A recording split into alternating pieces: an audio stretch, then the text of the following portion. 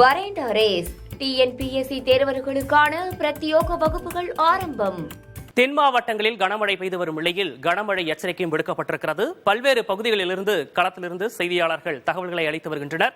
நம்முடன் தனியார் வானிலை ஆய்வாளர் ஹேமச்சந்திரனும் நம்முடன் இணைந்திருக்கிறார். அவரிடம் பேசுவதற்கு முன்பாக செய்தியாளர்களிடம் தற்போதைய நிலைமையை நாம் கேட்டறியலாம்.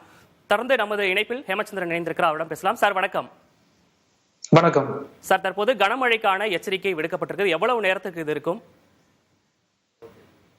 தற்போது பாத்தீங்கன்னா அந்த காற்று சுழற்சி தெற்கு இலங்கை பகுதியில் இருந்து நகர்ந்து குமரிக்கடல் பகுதியில நிலை கொண்டிருக்கு. இந்த காற்று சுழற்சியின் விளைவாக வடகிழக்கு காற்று குவிதல் தென் மாவட்டங்கள்ல, குறிப்பா தூத்துக்குடி, திருநெல்வேலி, கன்னியாகுமரி, தென்காசி, தேனி போன்ற மாவட்டங்கள் மீது விழ தொடங்கியிருக்கு.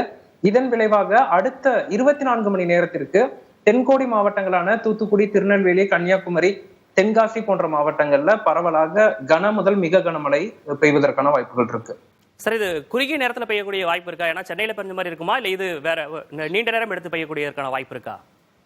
அதாவது இன்று காலை முதலே தொடர்ந்து கனமழை பதிவாயிருக்கு. இது இன்று காலை 8:30 மணிக்கு பிறகு தூத்துக்குடி மாவட்டம் சாத்தான்குளத்துல 2 மணி வரையிலான காலகட்டத்துல 21 சென்டிமீட்டர் மழை பதிவாயிருக்கு. இது குறுகிய காலத்துல பெய்த அதீத மழை தான். இது போன்ற ஒரு அதீத கனமழையாக தான் நாளை மாலை வரைக்குமே நீடிக்கும் என எதிர்பார்க்கப்படுது ஒட்டுமொத்தமாக அந்த தென்கோடி மாவட்டங்கள்ல. சார், இந்த அதிக கனமழைனா இடி மின்னலுடன் பெய்வதற்கான வாய்ப்புகள் இருக்கா, இல்ல மழை பொழிவு மட்டும் அதிகமாக இருக்குமா? இடி மின்னல் தாக்கம் குறைவாக இருக்கும். ஆனா மழைப்பொழிவு தொடர்ந்து கனமழையாக நீடிக்கும். எப்படி நம்ம சென்னைக்கு அருகே புயல் மையம் கொண்டிருந்துச்சோ, இது ஒரு காற்று சுழற்சி குமரிக்கடல் பகுதியில நிலை கொண்டிருக்கு.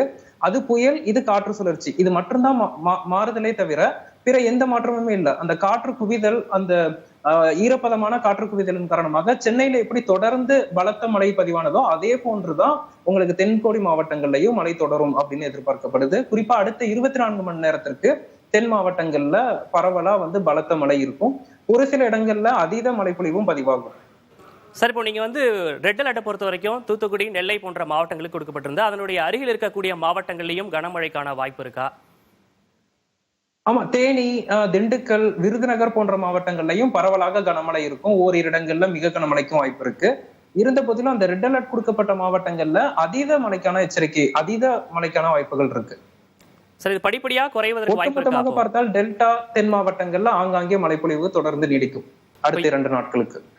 இப்போ எவ்வளவு நேரத்துக்கு சார் இந்த கனமழை என்பது நீடிக்கும்? இப்போ தூத்துக்குடி, திருநெல்வேலி, கன்னியாகுமரி மாவட்டங்களை பொறுத்த வரைக்கும் இன்று காலை முதல் தொடர்ந்து மழை பதிவாகிட்டு இருக்கு.